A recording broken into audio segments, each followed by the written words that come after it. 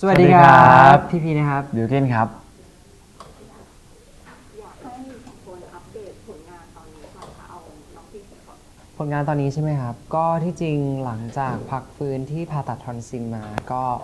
จะเริ่มกลับมาทำอยู่ในโปรเซสของการทำซิงเกิลที่2ครับผมแล้วก็เพิ่งเปิดช่อง YouTube เป็นของตัวเองไปครับผมยังไงคลิปก็รอติดตามกัน แต่ว่าส่วนใหญ่ก็ไม่ได้คอมมิตว่าจะลงทุกๆสัปดาห์หรือว่าเดือนละกี่ครั้งเลยครับเอาเป็นฟรีสไตล์แบบว่าตามไลฟ์สไตล์เราดีกว่าว่างๆก็ลงเลยง่ายๆก็คือตามใจฉันมันเป็นฉาก ตามใจฉันเราจะได้เห็นคู่กันไหมก็เรายังมีงานแฟนซายเนาะที่ยังค้างกันไว้อยู่ครับผมแล้วบิวกิ้นเปิดช่องด้วยไหมคะก็ไม่ค่อยเปิดช่องให้ใครครับผมเป็นคนระวังตัวตลอดนะครับไม่ค่อยมีใครแบบเปิดช่องให้ใครครับพอจะบอกได้ไหมว่าเทปแรกจะเป็นยังไงเทปแรกก็จะเป็นฮาโลวีนคอนเทนต์ที่ไปทำมาล่าสุดเนี่ยครับที่เป็นกะโหลกครับผมก็ที่จริงจุดเริ่มต้นมันเกิดจากการที่จะทำคลิปนี้อยู่แล้วเราคิดว่าจะเอามาลง IG อะไรเงี้ยครับลงเป็นแบบคลิป behind the scene IG เบื้องหลังเล็กๆแต่ว่าคิดไปคิดมาก็ไหนๆก็ทำเป็นวอล์กแล้วก็ลง YouTube Channel ไปเลยดีกว่าครับแล้วเห็นว่าผ่าตัดทำซีนครับอย่างนี้มีผลกระทบต่อเสียงไหมคะก็ที่จริงมันก็ใช้เสียงไม่ได้ถนัดเหมือนเดิมเนาะหมายความว่าพอทอนซิลที่อยู่ในคอเรามันเป็นอย่างนี้ใช่ไหมครับพอเราตัดมันออกไปมันก็กว้างขึ้นมันก็จะมีอะไรที่แบบเราไม่ค่อยชินบ้างเวลาใช้เสียงอะไรอย่างเงี้ยครับก็ต้องฝึกกันใหม่อีกรอบครับผมแล้วตอนพีไปผ่าตัดบิวกิ้นให้กำลังใจยังไงบ้างก็โทรไปครับโทรไปแล้วก็คือจริงๆจะไปเยี่ยมแต่ว่าเยี่ยมไม่ได้ครับใช่ช่วงนั้นเขางดเยี่ยมใช่แล้วก็เลยรอไปเยี่ยมที่บ้านพอจะไปเยี่ยมที่บ้านเขาก็กลับเข้าโรงพยาบาลอีกทีหนึ่งก็เลยไปมาก็เลยส่งของไปแทนอะไรอย่างเงี้ยครับใช่ครับผมแล้วผลงานเพลงอะค่ะอยากให้พูดถึงผลงานเพลงของทั้งสองคนเลยค่ะของพี่ก็จะมีเป็นซิงเกิลที่2ครับผมยังบอกดีเทลอะไรไม่ได้เพราะว่ายังไม่ได้สรุปอะไรกันเลยครับก็อยู่ในโปรเซสการทำครับผมแล้วบิวกิ้นนะคะครับก็จริงๆช่วง2 เดือนที่ผ่านมาเพิ่งจะปล่อยเพลงมา2 เพลงนะครับก็คือไอไม่โอแล้วก็เก็บไว้ตลอดไปนะครับผมก็2 เดือนติดเลยครับผมฝากด้วยครับเป็นยังไงบ้างผลตอบรับก็ดีนะครับก็ค่อนข้างแฮปปี้เลยเพราะจริงๆแล้วมันเป็นเพลงในเฟสที่เราเป็นศิลปินเต็มตัวด้วยไม่ได้แบบมันเป็นเพลงที่เหมือนเกี่ยวกับเป็นเพลงประกอบละครหรือซีรีส์อะไรเงี้ยมันเหมือนว่าเรามีโอกาสได้ได้ไปเล่นกับมันได้แบบได้ไปดีไซน์มันแบบออกนอกกรอบได้เต็มที่อะไรเงี้ยเพราะว่าเหมือนว่ามัน represent ตัวเราเองเต็มๆอะไรเงี้ยครับอยากให้เล่าหน่อยล่าสุดได้รับรางวัลที่เกาหลี International Drama of the Year เป็นยังไงบ้างภูมิใจมากๆกับผลงานที่ตัวเองทำไปแล้วก็ภูมิใจแทนพี่ๆทุกคนด้วยที่เขาตั้งใจทำผลงานชิ้นนี้ออกมาแล้วผลตอบรับของมันดีขนาดนี้แล้วสุดท้ายมันส่งเราไปถึง Seoul International Drama Award ใช่ไหมครับไม่รู้จะพูดอะไรคือผมว่ามันไกลกว่าที่เราคิดไว้มากกว่าในวันที่เราทำไปรักเราแค่เรารู้สึกว่าเราเต็มที่กับมันแล้วเราก็อยากจะทำมันออกมาให้ดีที่สุดอะไรเงี้ยคือเราไม่เคยคิดว่าด้วยความที่เป็นการขึ้นมาเป็นนักแสดงนำครั้งแรกของเรา2 คนด้วยอะไรเงี้ยไม่เคยคิดว่ามันจะแบบประสบความสำเร็จขนาดนี้พาเราได้ไปอยู่ในเวทีระดับนานาชาติอะไรเงี้ยมันก็เป็นประสบการณ์ที่เหมือน beyond expectation ของเรามากๆอะไรเงี้ยครับก่อนขึ้นรับรางวัลพูดอะไรกันบ้างไหมคะก่อนขึ้นรับรางวัลแล้วก็ไม่พูดอะไรพูดตามสคริปต์เพราะว่าเราต้องท่องสคริปต์ แบบให้กำลังใจไม่ใช่ก็จริงๆพีพีขึ้นไปรับก่อนอะไรเงี้ยพอพีพีขึ้นเขาไปรับรางวัลเดี่ยวของเขาก่อนพอเขาบอกตอนที่เราขึ้นพร้อมกันเขาก็จะไม่ค่อยตื่นเต้นละอะไรเงี้ยใช่แต่ผมว่าตื่นเต้นมากเขาก็จะแบบเหมือนบอกว่าขึ้นไปแล้วเป็นยังไงความรู้สึกเป็นยังไงอะไรเงี้ยเขาก็ช่วยอะไรเงี้ยครับ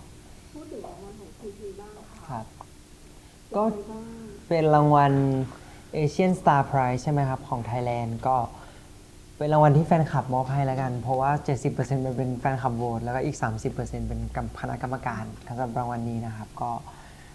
ถ้าอยากจะพูดก็ขอบคุณคณะกรรมการก่อนละกันที่สุดท้ายตัดสินให้เราได้รางวัลนี้แล้วก็ขอบคุณแฟนๆทุกคนด้วยที่โหวตให้กับรางวัล Asian Star Prize of the Year นะครับก็คือมันเป็นอีกขั้นหนึ่งเลยอะแล้วก็เป็นรางวัลที่เป็นนานาชาติด้วยครั้งแรกครับผมตื่นเต้นจริงๆอยู่หลังเวทีก็คือตื่นเต้นมากอย่างเงี้ย เพราะอะไรฮะเพราะว่าพี่อึนอือยืนอยู่พี่อึนอูก็คือเป็นพิธีกรอยากให้เล่ามุมประทับใจซึ่งกันและกันที่ไม่เคยเล่าที่ไหนมาก่อน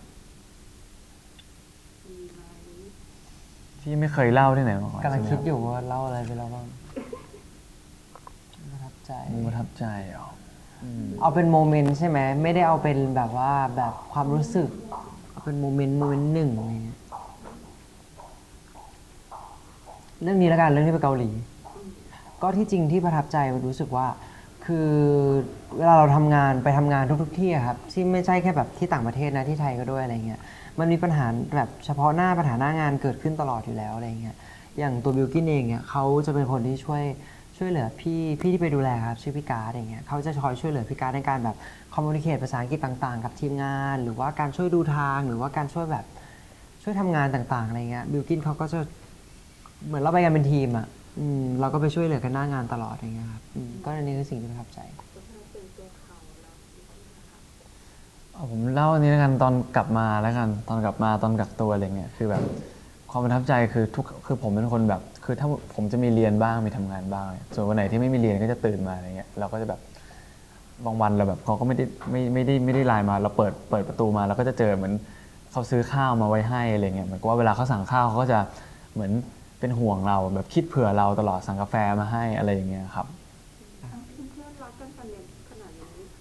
อยากขอบคุณอะไรซึ่งกันและกันบ้างคะ ไม่ครับไม่อยากขอบคุณเลย เธอ ขอบคุณรวมๆแล้วกัน ค่ะ ก็ถ้าอยากขอบคุณใช่ไหมครับ ขอบคุณที่เนี่ยสุดท้ายแบบเราอยู่ด้วยกันมาตั้งนานเนาะเรารู้จักกันสนิทกันมาก่อนที่จะเข้านาดาวจนเรามาเล่นซีรีส์ด้วยกันแสดงนำด้วยกันเรื่องแรกด้วยนั่นแล้วก็จนถึงทุกวันนี้แล้วก็ยังซัพพอร์ตซึ่งกันและกัน เป็นเพื่อนกันเรายัง